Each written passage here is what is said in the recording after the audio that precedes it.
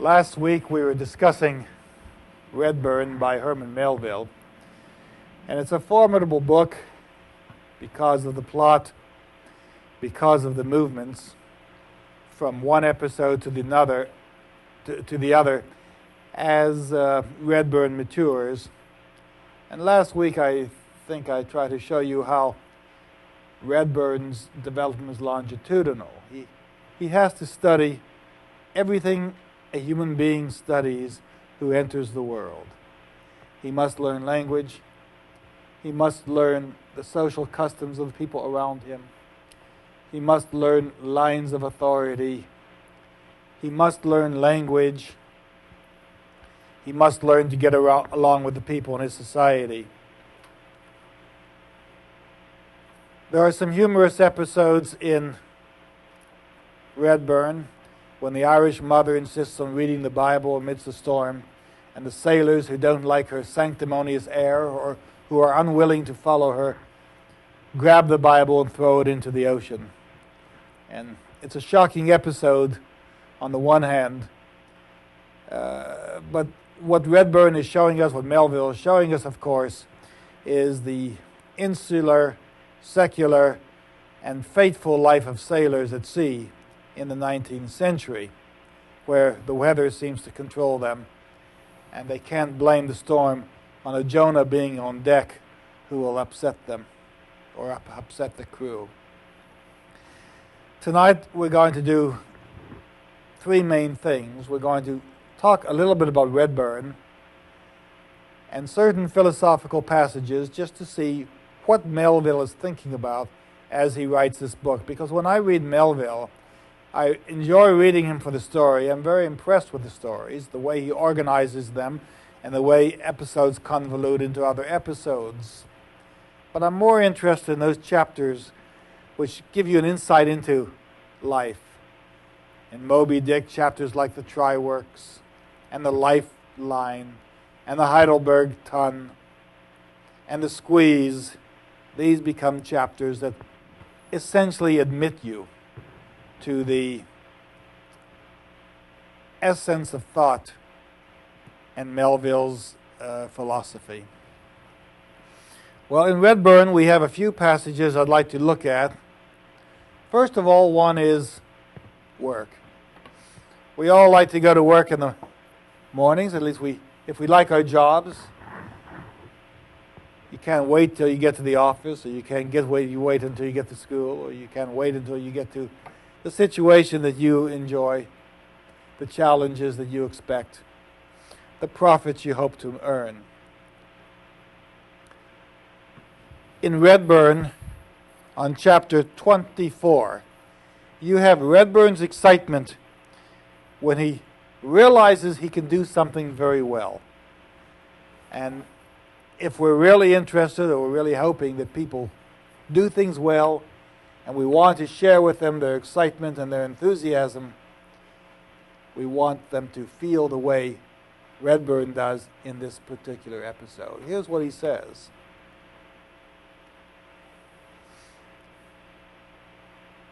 I took great delight in furling the top-gallant sails and royals in a hard blow, which duty required 2 hands on the yard. Now, from our discussion last time, we realized that if he's riding the yard arm on the top-gallant sail, he's on the 5th sail up, and he's reaching for the royal, which is the 6th sail. And so he's high up, and the ship is rolling underneath him. He says there was a wild delirium about it, a fine rushing of the blood about the heart, and the glad thrilling and throbbing of the whole system, to find yourself tossed up at every pitch into the clouds of stormy sky, and hovering like a judgment angel between heaven and earth, both hands free, with one foot in the rigging and one somewhere behind you in the air. So here he feels like an angel high up in the masts. The sail would fill out like a balloon, he says, with a report like a small cannon, and then collapse and sink away into a handful.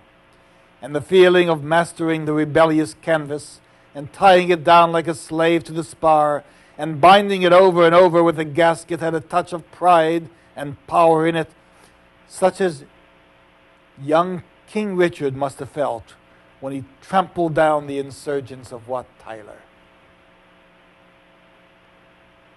Now, the joy, the pleasure, the experience, the enthusiasm, the knowledge that Redburn has brought into this situation, all of these terms, all of these emotions, all of these facts that Melville has brought into the novel are intended to give us a real sense of love for him and for his job. Because when we realize a person so happy, mind you, we're not going to be concerned about Jackson. We're not going to be concerned about his difficulty with the sailors. We're not going to be concerned about his disappointment with Captain Regan. We're far away from the episode where Harry Bolton is going to intrude upon his existence. But here we have a man absolutely enthralled and thrilled and excited about what he's doing. Now, what other pieces of literature have you read where you get such pure enjoyment? You get the furs cutters and Far from the Madding Crowd, perhaps.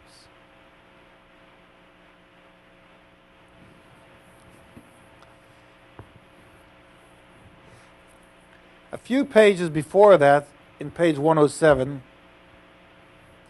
we have another situation where we get a philosophical statement about human beings and how they endure in this world, how they pass through it. This is the young boy who hid on ships, a stowaway, and Melville is commenting about him. And this is quite a different picture here. As soon as he divulged the fact of his being on board, which he took care should not happen till he thought the ship must be out of sight of land.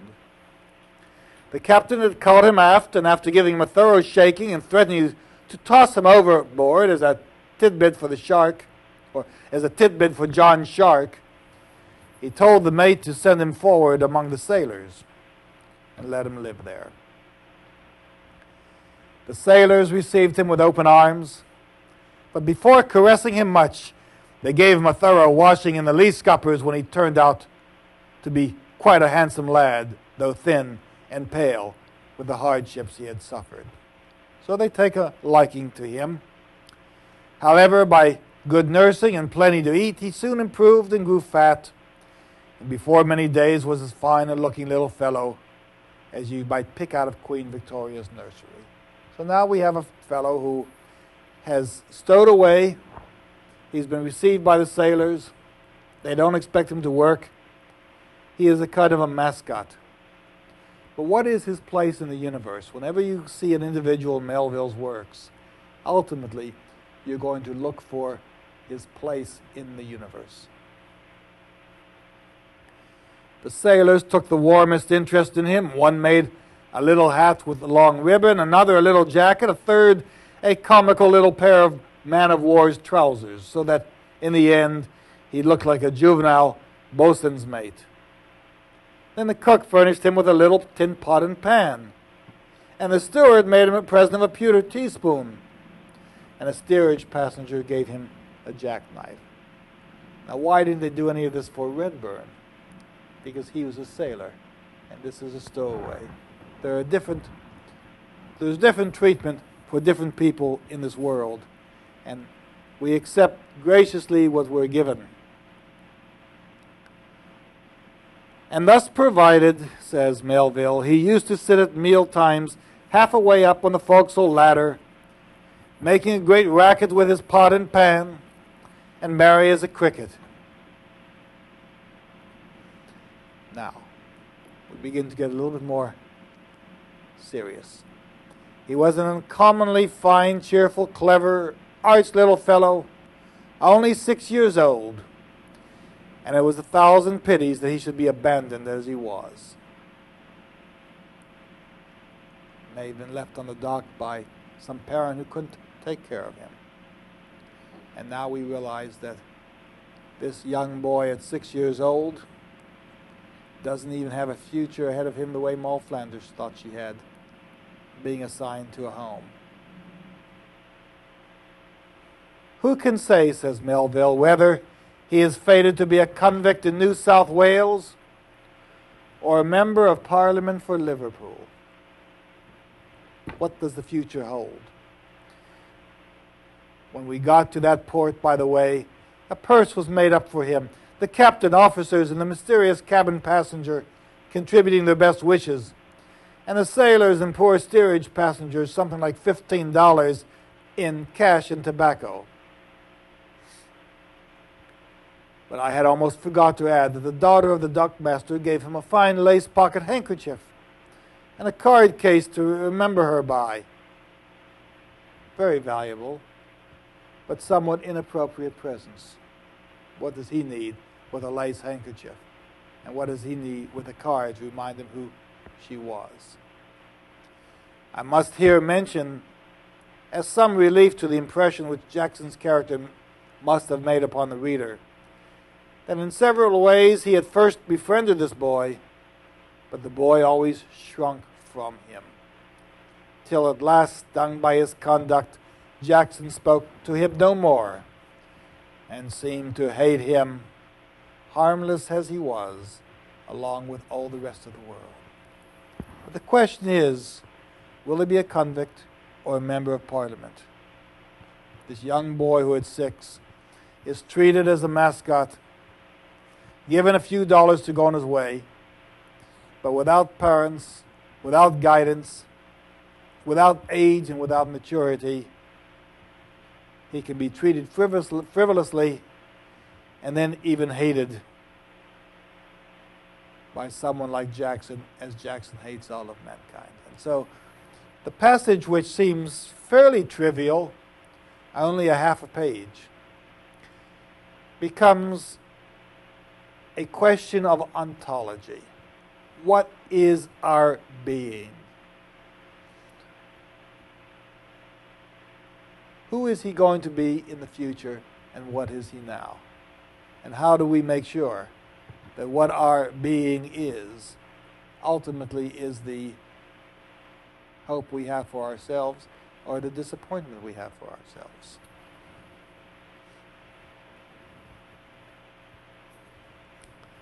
Let's turn to another passage. So we can keep turning to passages throughout Melville to find that the novel is not only a tale, but it's an apothegm. It's a short philosophical statement giving us insight into our being, either our spiritual being, our physical being, or our idealistic being, or our pragmatic being, however you want to look at yourself. Going through Liverpool and looking at the docks, Redburn sees himself looking at the various dock houses and dock places erected in 1710, the places at Liverpool, places with street names of illustrious people, Duncan, Nelson, Rodney, St. Vincent, the Nile. He says, how much better would such stirring monuments be, full of life and commotion, than hermit obelisks of luxury and idle towers of stone. He'd rather see street names, streets with lively people, than monuments that have exhibited a lost civilization and an old, archaic time. How about these statues carved in granite? Such monuments are cenotaphs indeed, founded far away from the true body of the fame of the hero, who, if he be truly a hero, must still be linked with the living interests of his race. When we see monuments What do the monuments represent? Who, observing the monuments really are part of this man's present, his having been their past?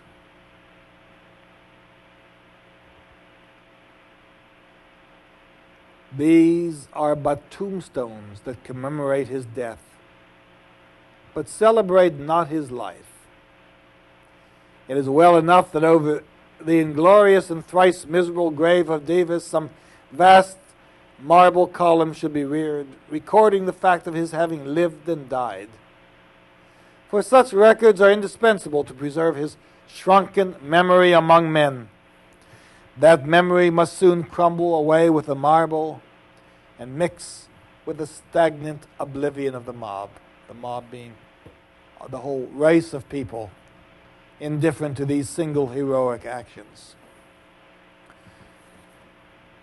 But why build these monuments? To build such a pompous vanity over the remains of a hero is a slur upon his fame. People don't need monuments.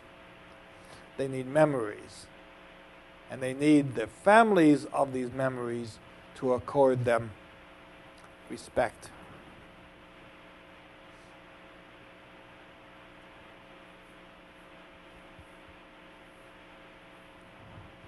What happens to fame, and how quickly does it pass? Let's look at this episode on page, including in the same chapter. Among the few docks mentioned above occur the names of the kings and queens. At the time, they often reminded me of the two principal streets in the village I came from in America, which streets once rejoiced in the same royal appellations. The streets were called King and Queen Street, or King George Street, and Queen Anne Street. But they had been christened previous to the Declaration of Independence, says Redburn. And some years after, in a fever of freedom, they were abolished at an enthusiastic town meeting, where King George and his lady were solemnly declared unworthy of being immortalized by the village of L. So what was once a tomb, a praise, an honor, has now become a disgrace. And Leningrad goes back to Petersburg, right? A country antiquary, an old man, once told me that a committee of 2 barbers were deputed to write and inform the distracted old gentleman of the fact. Why barbers? Because barbers are commonplace, nondescript gossips. There's a whole literature about barbers that I'll tell you about sometime. But right now, to have 2 barbers apprise the king that his name has been removed from the street is the most ignominious of acts one could possibly have. I'm not going to denigrate barbers, but under these circumstances they are. There's a classical story told that an emperor was asked by his barber how he wanted his hair cut. And the emperor replied, in silence.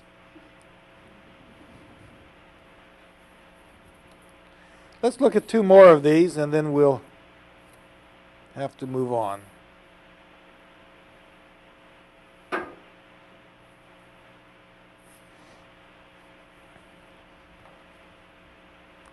In the chapter on poverty, where we're looking at Betsy Jennings.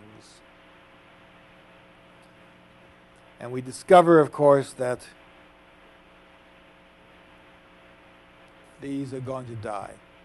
I want to remind you again of what I mentioned last week, that Redburn realizes that they're dying and they're suffering, and he thinks he'd like to put them out of their misery. But he realizes, of course, that if he puts them out of their misery, he'll be accused of murder. And there'll be a trial, and he'll be convicted and probably hanged. And he says, government will go to a great expense to make sure that justice is effected in the case of a murder. But they will spend too little to preserve the lives of those who are dying in poverty.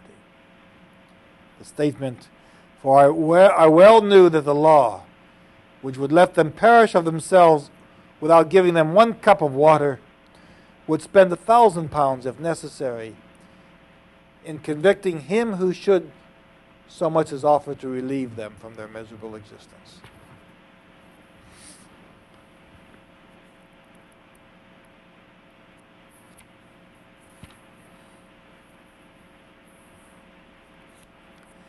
Again, speaking about poverty, this is in chapter 38 of Redburn.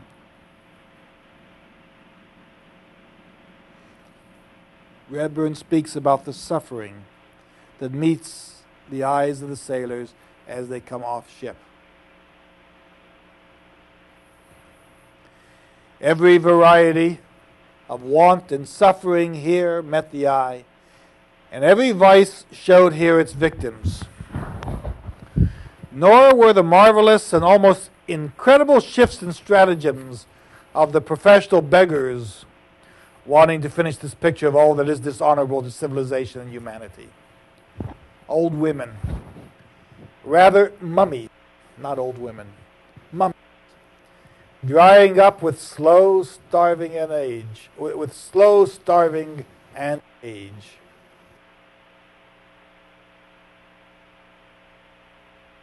incurably sick, hospital, finding lie in their mouths, young boys hollow, holding up puny babes in the form the main features of this scene. But these were diversified. Even these had sufferers. But these were diversified by instances of peculiar suffering, vice, or art in attracting charity, which to me at least, who had never seen such things before, seemed to the last degree uncommon and monstrous. Now, when Melville has Redburn say that these scenes are uncommon and monstrous, he is reversing what we know to be the sublime. The sublime comprises evidence of nature, of that which is great, that which is terrific in the sense that we are terrorized by the glory of the world, and that which is not beautifully, but so unique that it gives us a sense of wonder. By looking at these people as monstrous, and by looking at them as a sense of wonder, we're reversing the sublime. Instead of looking at God's glory, we're looking at the misery that this world has created. I remember one cripple, a young man, rather decently clad, who sat huddled up against the wall, holding a painted board on his knees.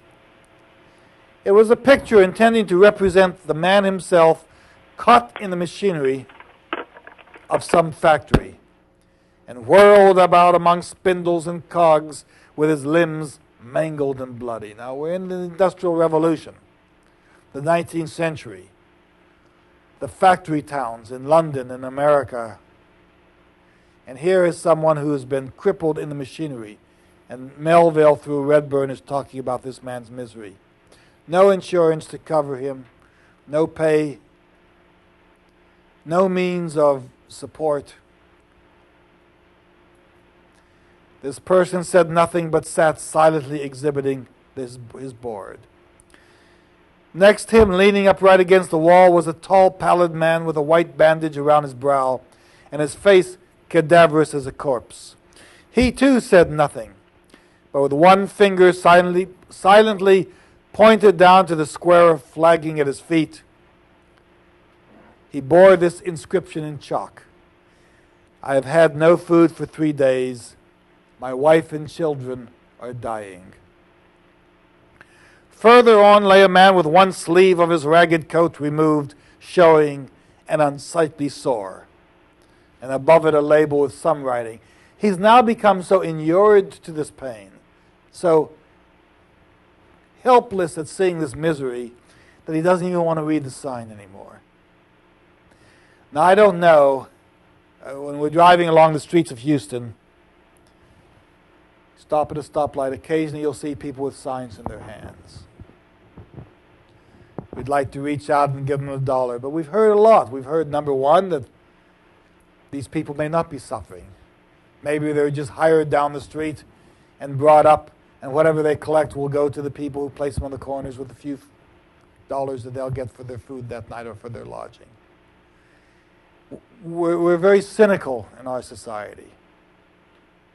We're concerned that these people may not be starving, that they may in fact be frauds, and we have no way of identifying it. We have no way of identifying who are the honestly impoverished and who are the ones who are trying to rip us off. And so we stop reading the signs. And then we can't help those who need help, and we don't help them.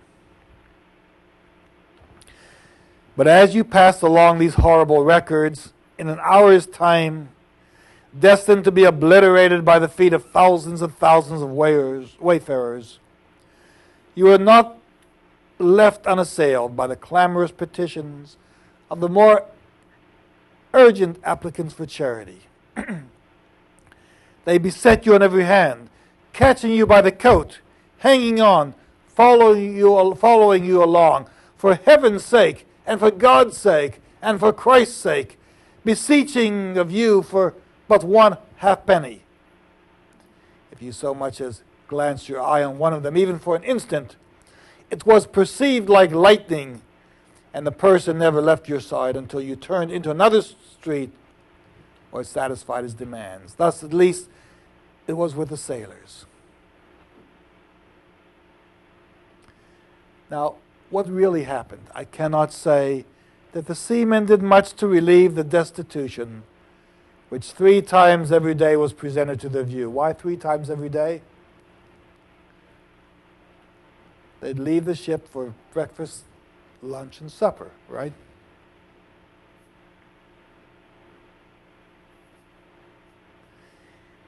Among the paupers were several old sailors. And so you all wonder, where is this going? Where is Melville going to take us with this discussion of the poor? He takes us back into the Bible. He says, as I daily pass through the lane of beggars, who throng the docks as the Hebrew cripples did the pool of Bethesda, and as I thought of my utter inability in any way to help them, I could not but offer up a prayer. Now, what is his prayer? That some angel might descend and turn the waters of the docks into an elixir that would heal all their woes and make them man and woman healthy and whole as their ancestors, Adam and Eve, in the garden. And then this apostrophe. An apostrophe is when you address someone away from you, or you address the gods, or you address some distant figure. Adam and Eve, says Redburn, if indeed ye are yet alive and in heaven, may it be no part of your immortality to look down upon the world ye have left. For as all these sufferers and cripples are as much your family as young Abel, so to you the sight of the world's woes would be a parental torment indeed. And suddenly Melville wrenches us back to reality that every beggar on these streets, every child suffering, every person with his arm mangled, every person who's been caught in this industrial woe is the child of some parents who brought him into the world hoping for the best. But that's not the way of the world. And so Melville takes this scene of beggars. He presents them to us until we become unwilling anymore to look. He shows them tormenting him the way we ought not be tormented when we're walking down the street. And then just as we are fed up, and realize how helpless we are. Once we realize we can't do anything about him, he restores our sense of humanity by reminding us that we're parents, these people had parents, and we are all under the aegis of those first parents who would be mortified to realize what some of their sons and daughters have become. Now, when you see Melville taking this sense of being and without expressing a religious intent, showing his knowledge of the Bible, showing his desire for angelic and spiritual hope, then the author is restoring in us the recognition of why it's important to have some kind of faith or some kind of belief so that you remain part of the world and part of the community of mankind, or humankind, instead of distancing yourself from it. Now, perhaps some of you want to say something about this episode. I don't want to be very political, but when you pick up the paper and you hear about complaints of women on welfare or children being given aid or breakfast lunches, there may be some problems. But if in fact there were poor at Bethesda, and there were poor in the 18th century, and there were poor in the 19th century, and there are poor people today, then we have to fight just as hard, perhaps, and this is what literature somehow teaches us. We have to fight just as hard not to lose our sense of humanity as to distance ourselves from the problems that we have. To some extent, we don't want to share catharsis. We don't want to be relieved of our responsibility through literature. We want literature such as Melville's to remind us that we do have an obligation to try to assist, while on the other hand realizing that the people may come into this world and succeed as members of parliament or fail as convicts for execution.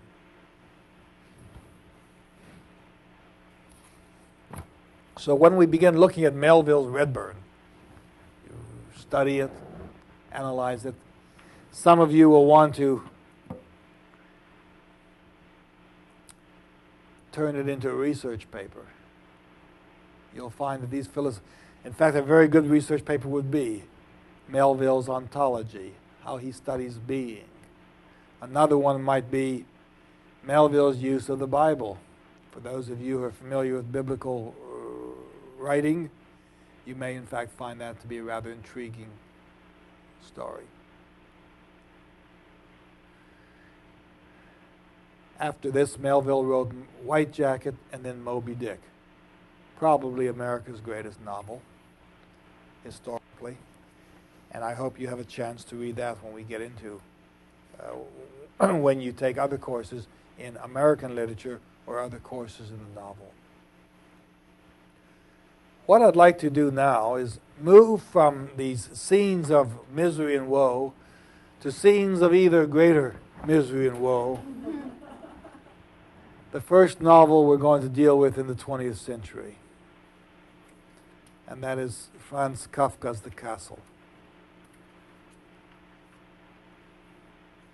We can look back in our study of literature, and we can study the torments of the Babylonian exile.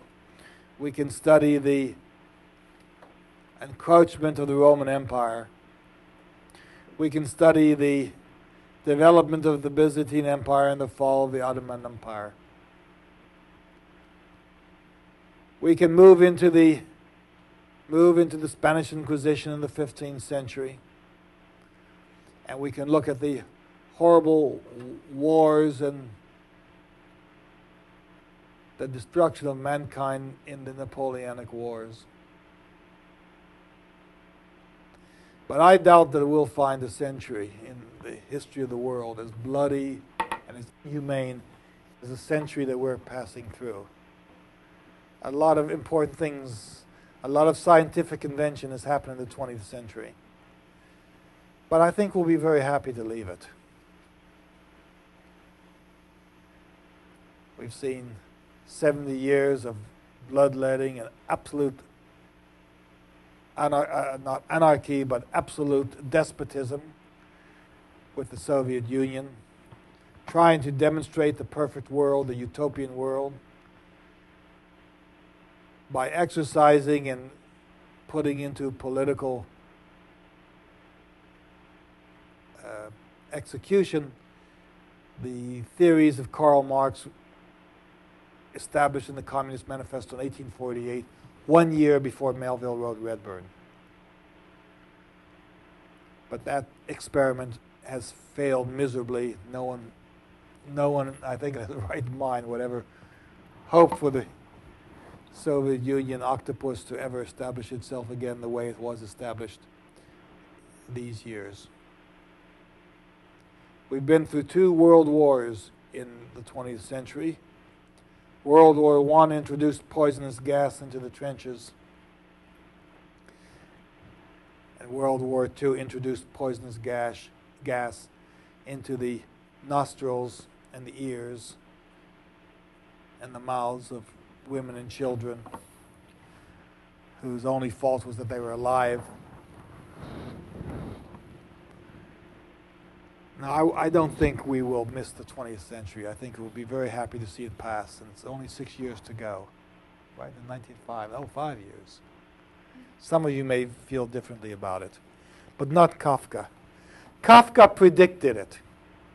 Kafka predicted what this world was going to be when it became a world impersonal, insensitive, unanswering, uncaring, brutally anonymous.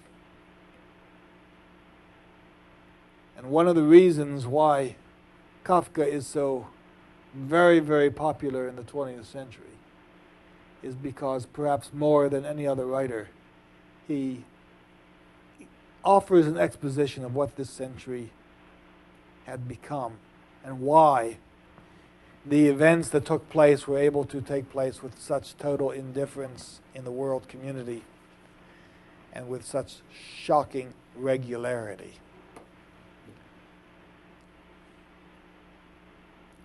I'm going to spend some time talking about 2 works today. One is the Metamorphosis, which I haven't asked you to read, but I think it's an important introduction to Kafka.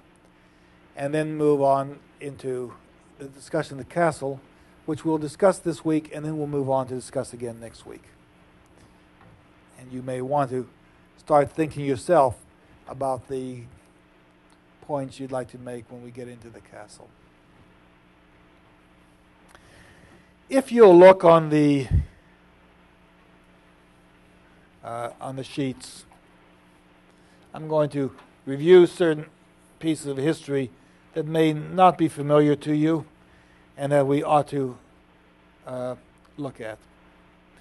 In 1741, the face of Europe was changing when Prussia conquered Silesia and Bohemia was embraced within the Austrian Empire.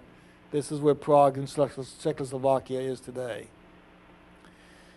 In 1778, Kafka's family was already established in this area.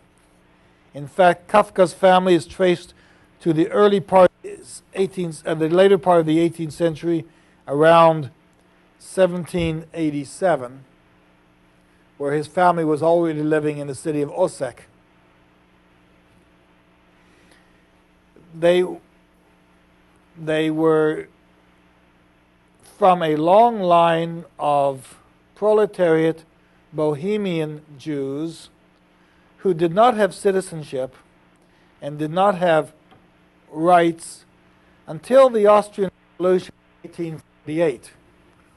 And that was part of the movement that swept through Europe. Yes, Ms. Harris. Did you say 1828 or 1728? 1778. The end of the 18th century, the family was already, His family comprised butchers. His great-great-grandfather was a butcher. Because Jews weren't allowed to practice or weren't allowed to sell goods or serve as merchants in the country, they weren't allowed to have their own shops. But after 1848, they were, and so a large number of butchers then became owners in Austria in 1848. So Kafka comes from a long line of Bohemians, a long line of people native to this part of the country, even though his family was to some extent part of an alien culture. The Habsburgs ruled Austria then from 1848 to 1916. And in 1916, with the collapse of the Austrian Empire, you had the last of the you had Francis Joseph, who was the last of the Habsburgs. So from 1848 to 1916, you had a nation, and it was in Austria that Kafka and his family resided. In 1867, Austria and Hungary formed a nation. We don't realize how recent some of these nations were, just as we don't realize how recent some of our own states were in the United States, and how many of them became states in the 20th century. In 1883, Franz Kafka was born.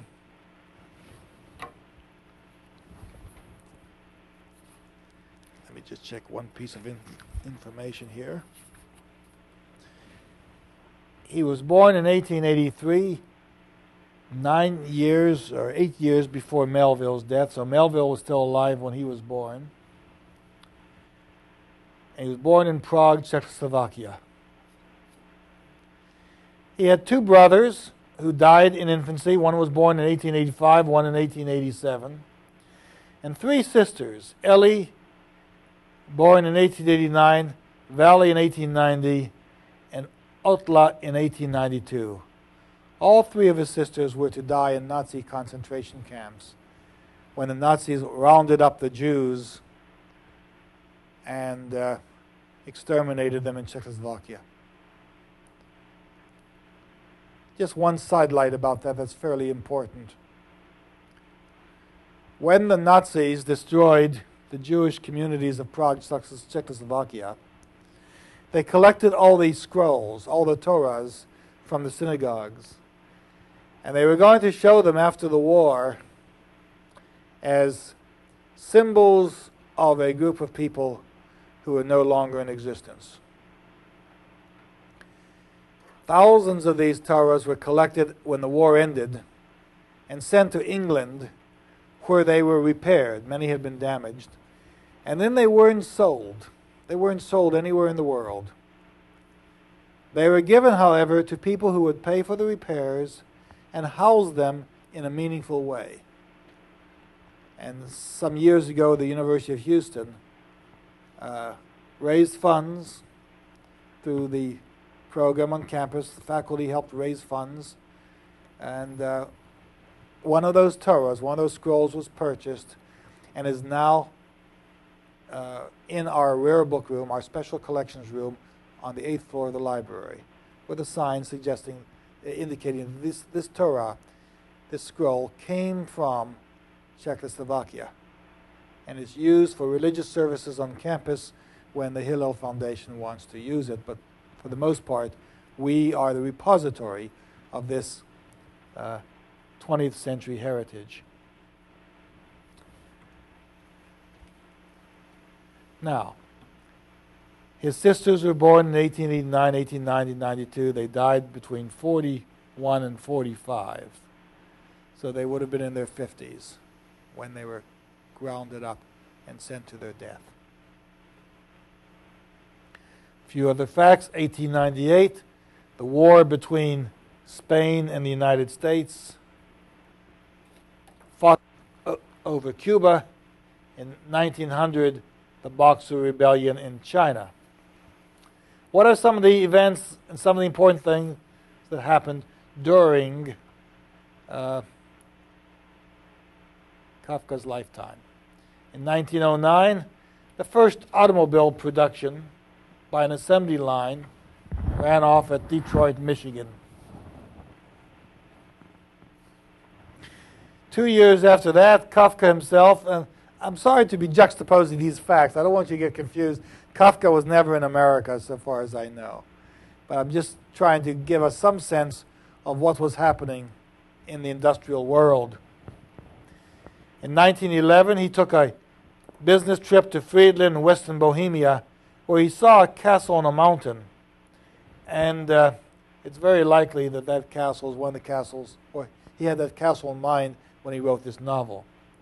And in 1911, his family opened an asbestos factory. Now, he was already somewhat sickly before that asbestos factory was opened. Check a few details there. But I can't help but think that if he worked near that factory, that certainly his tuberculosis and certainly some of his breathing problems were undoubtedly irritated, aggravated by his family's asbestos factory. In 1912, he met the woman whom he was in love with, Felice Bauer, and at his death he was still hoping to marry her. In 1912, you also had the end of the Manchu dynasty in China and the formation of the Republic of China. In 1914, the Archduke Franz Ferdinand was assassinated at Sarajevo, and World War I began.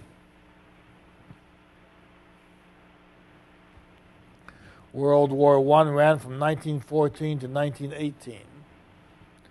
Kafka didn't enter the war because his job was declared to be defense important, and so he was exempted from going into the war. Chances are he might not have gotten in anyway because of his weak physical condition.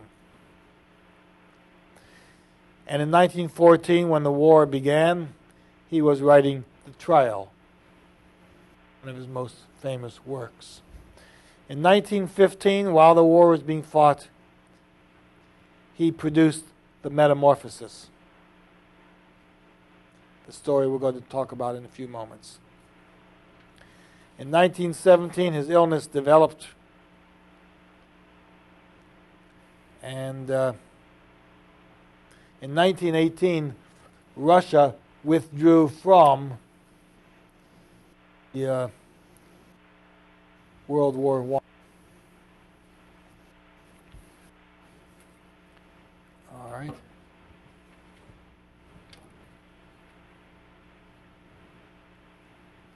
In 1918, the Austrian Empire fell and Czechoslovakia became a single nation. In 1919, you had the Treaty of Versailles, and the leader of Czechoslovakia was Masaryk, who was the first president. In 1922,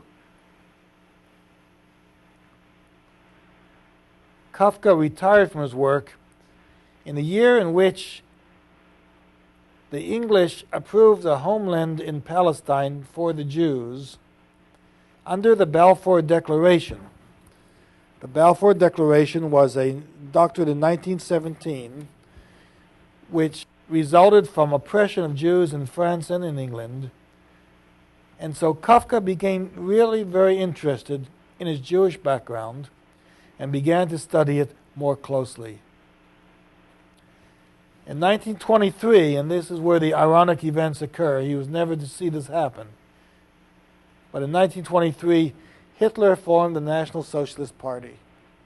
So in 1923, to a large extent, the destiny of his sisters was about to be determined.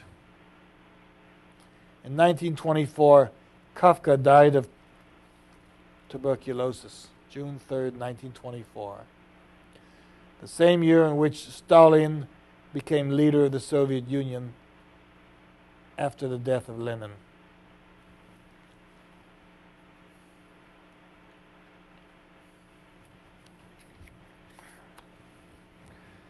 Now, those are just some of the details that concern us when we're talking about Kafka.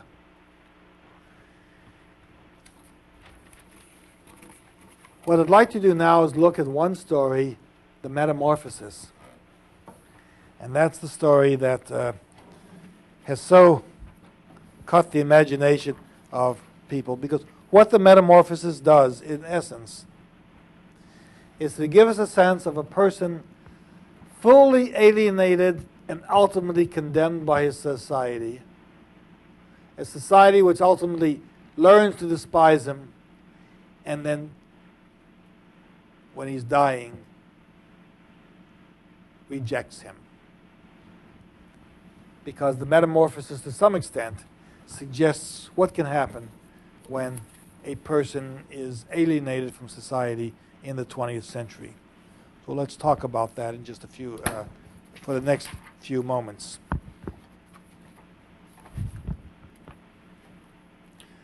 Pull my details together here.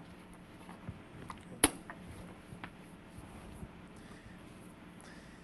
You probably remember the Metamorphosis because you've read it in school, but I do want to refresh you about certain details. The story begins with Gregor Samsa, who awakens to discover a metamorphosis in his body. As Gregor Samsa awoke one morning from uneasy dreams, he found himself transformed in his bed into a giant insect. We don't know what that insect looked like. He was lying on his hard, as it were, armor-plated back, and when he lifted his head a little, he could see his dome-like brown belly divided into stiff arched segments, on top of which the bed quilt could hardly keep in position, and was about to slide off completely. His numerous legs, which were pitifully thin compared to the rest of his bulk, waved helplessly before his eyes. Now, this is the Kafkaesque predicament. You wake up and you discover yourself in a situation from which you cannot extricate yourself. And then you spend yourself, as this story spends itself, in a state of hysteria, trying to remove yourself from the situation you're involved with. People often talk about something being Kafkaesque. And to that extent, Kafkaesque means the impossibility of escape. What would be a Kafkaesque episode? Perhaps you're finding yourself in a divorce situation. Something you never expected to happen. Something you never dreamed could have happened. And then as things take their course of action, you wake up one morning and realize that reality has taken over.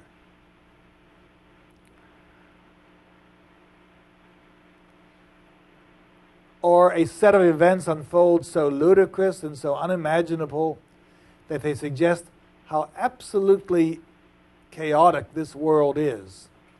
For example, this talk show where a man thought that the person who was going to love him was a woman, and he found otherwise, and shot this male who loved him or who was attracted to him, killed him. Now, 2 people are dead in what we call a Kafkaesque web of turmoil from which one cannot extricate himself. I sometimes think that events in Bosnia and Serbia are Kafkaesque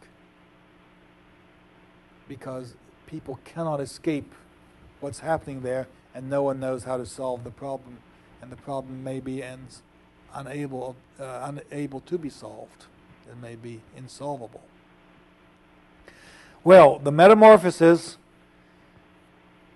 creates certain problems because having changed himself now, having found himself transformed into this giant cockroach, if that's what we'll call it, Gregor cannot provide for his family. He was the sole income for his family. And so not only are they going to dislike him because he has this horrible new shape, but they're going to dislike him because he's no longer affording them the income that they needed.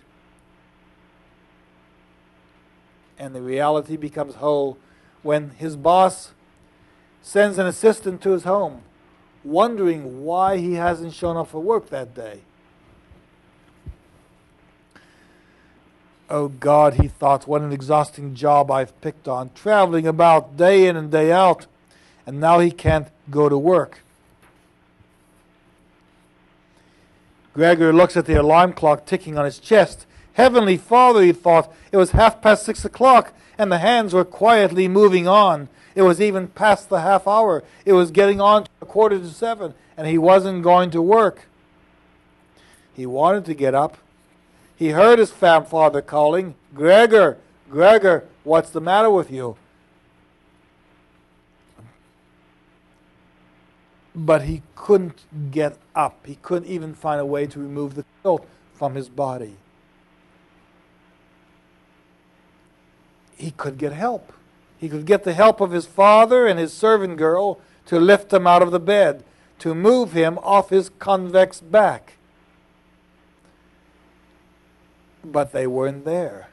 In order to get his equilibrium, he began strongly off the bed. And then from outside the room, he hears someone say, there was something falling down in there. And that's the voice of the chief clerk who's been sent by the boss to find out what happened to Gregor Samsa. Gregor, said his father, the chief clerk has come and wants to know why you didn't catch the early train. We don't know what to say to him. Open the door, please. Why are you barricading yourself in the room? But sir, cried Gregor, I'm just going to open the door this very minute. And then he says, oh, spare my parents when they see me and they see what I look like. They keep trying to get him to open the door. And finally they open the door, but he had intruded himself behind the door and out of the way. The louder click of the finally yielding lock literally quickened Gregor. With a deep breath of relief, he said to himself, so I don't need the locksmith. Since he had to pull the door towards him, he was still invisible when it was really wide open. He had to edge himself slowly round the near half of the double door and do it very carefully. And when they saw him, his father knotted his fists with a fierce expression on his face, as though he were going to knock Gregor back. The sight, his mother screamed. She fled from the table, fell into the arms of his father, who hastened to catch her. But Gregor had now no time to spare for his parents. The chief clerk was already on the stairs, with his chin on the banisters. He was taking one last backward look. Gregor made a spring to be sure as possible of overtaking him. The chief clerk must have divined his intention, for he leaped down several steps and vanished. He was still yelling, ugh, and it echoed through the whole staircase. Now, Gregor can't communicate with his parents. And his father, realizing that something terrible has happened, begins to beat him back. And Gregor is injured when he tries to crawl back through his bedroom door. So the first part of the Metamorphosis deals with a transformation that's occurred, a new existence, a family that now discovers itself in this Kafkaesque dilemma, with a being in its house it doesn't want, discovering that the support it received from its son, the family no longer can get. And here we have the ultimate dilemma, where the family at first is shocked, at first sympathizes with their son, and then slowly begins to grow disgusted with him. In the second part of the Metamorphosis, Gregor's sister Greta brings him meals, but he prefers decayed food to the fresh food. Gregor hides under the sofa. He hides under the sofa, and soon he eats less and less. But the family, having little money left, has to pay its debts. And Gregor's father and his mother and his sister all have to go to work, leaving him at home. Most of the furniture has been removed from his room so that he can crawl up the walls and crawl without being impeded. But in the meantime, the sympathy that his sister and others have shown toward Gregor Samsa is slowly diminishing, because he has become a creature among them whom they detest, just as Kafka felt that he himself may have been detested amongst his people and himself in Czechoslovakia in the beginning of the 20th century.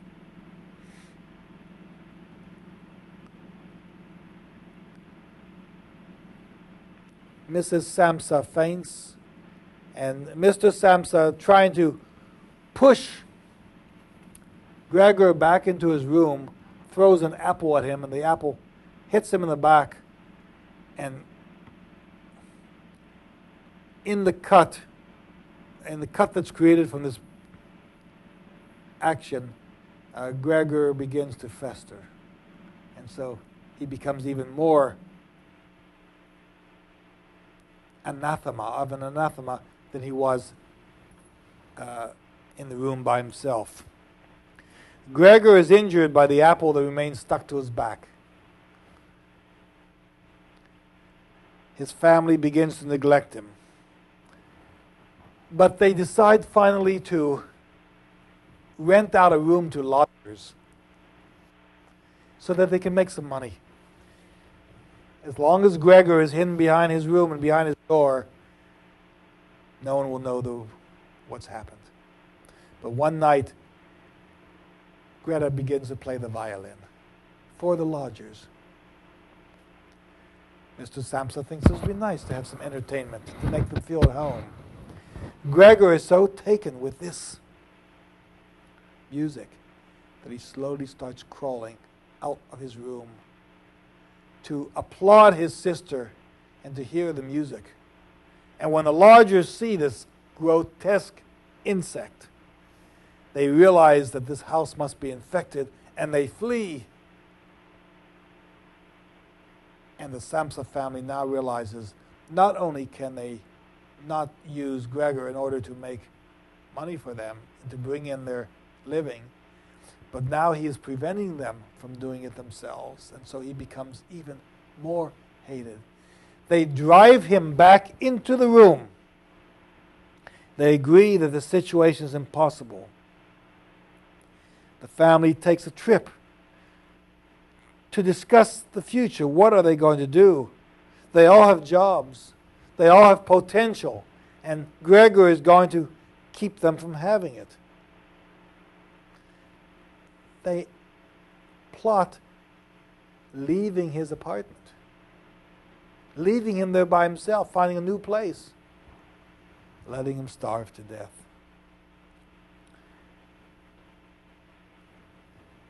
And as things grow worse and Gregor realizes that he is no longer wanted in this society, he himself stops eating and his death becomes imminent. Let me read you the concluding chapters of Gregor Samsa in the Metamorphosis.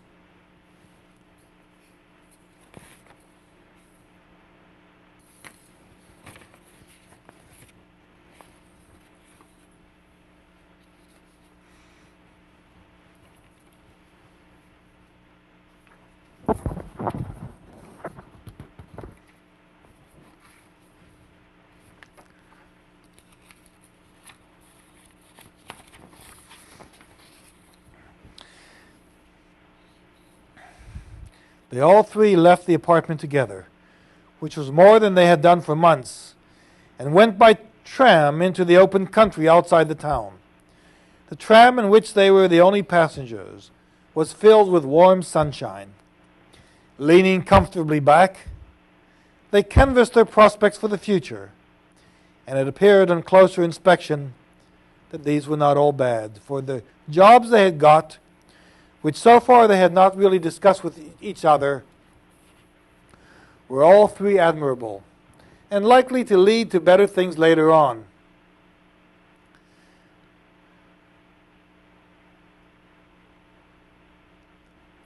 The greatest immediate improvement in their condition would arise from moving to another house, where they would find it smaller and cheaper and better situated than the one they had, which Gregor had selected.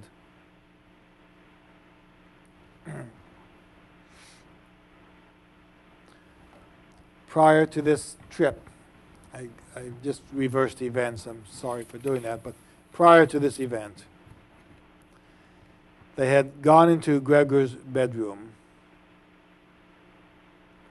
and they had found that he had shriveled up. They did so and stored their hands in the pockets of the somewhat shabby coats around Gregor's corpse in the room which was now fully light, and it's disposed of unceremoniously. The story of the Metamorphosis becomes the horror of alienation. Melville saw it when he saw the way the beggars were treated. Kafka shows it in its most pristine form and its ugliest form and its most profound form, because here is a son in abject misery, metamorphosized, who now has died and whose death gives them great pleasure, because it relieves them of the responsibility of caring for him and of the guilt of seeing him in a situation from which he cannot be extricated himself. From which he cannot extricate himself.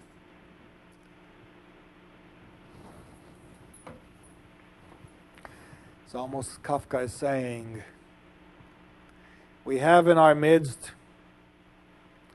as the Nazis would say, members of this people who are anathema to us. And what a relief we will have when we see them dead. The 20th century is envisioned in many ways by Kafka. One, the sense of alienation. Two, the sense of indifference. And three, the great pleasure people have when they remove themselves from those whom they have grown to detest. Now, if we are to understand Kafka, we're going to understand that he characterizes the 20th century at its worst, because he characterizes people at their worst. And when we get into the castle, beginning the next hour and a half, we're going to find, number one, that K himself, the hero of the castle, thinking he's been accepted into society and accepted into the society, ultimately is alienated from that society. There's no one he can address in trying to resolve the situation, because the government is indifferent and the bureaucracy is self-serving.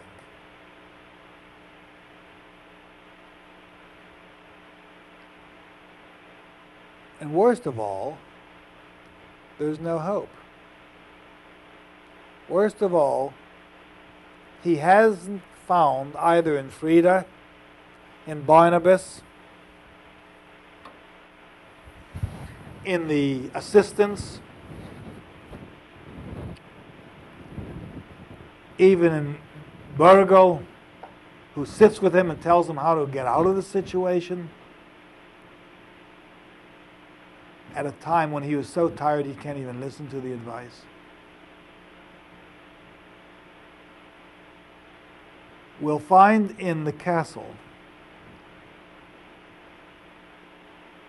Kafka's vision of what the 20th century will be. And then we have to extrapolate those events to find out whether the horrors he described and the tragedies and the human anxieties that he comprehends are not in fact even translated in far more vicious and vituperative terms after his death. In the 20th century he didn't see, but the 20th century his sisters understood too well. At this point, before we take our break, are there any questions? Yes. When you're talking about a Kafkaesque situation, can that be either a situation which one is brought about by one's own actions, or can it just be circumstantial?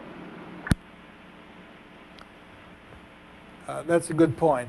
Generally, someone has entered a situation, he has taken a step, or he has caused something to happen which comes back on him in ways that he himself could not ever have anticipated. One Kafkaesque book, and it's really quite an amazing book, is Philip Roth's The Breast. Philip Roth wrote a very small book in which a man obsessed with the female anatomy wakes up one morning to discover that he has been transmogrified, transformed into a female breast. And the rest of the novel, written at this high state of hysteria, deals with his desire to gain affection without the ability to tell people he wants affection, with the desire for companionship without the ability to ask for companionship, and for love without the ability to return this love. And the whole novel sees him in this state as he tries to accommodate to this nightmare, this Kafkaesque situation in which no one understands the plight in which he has found himself. Kafka manifests himself in very unusual ways in the 20th century. Let's take a 10-minute break, and we'll come back and move into The Castle. Is there anyone at West Houston Institute right now? If there's anyone at West Houston Institute, press the button and let me know where you are. How about North Houston?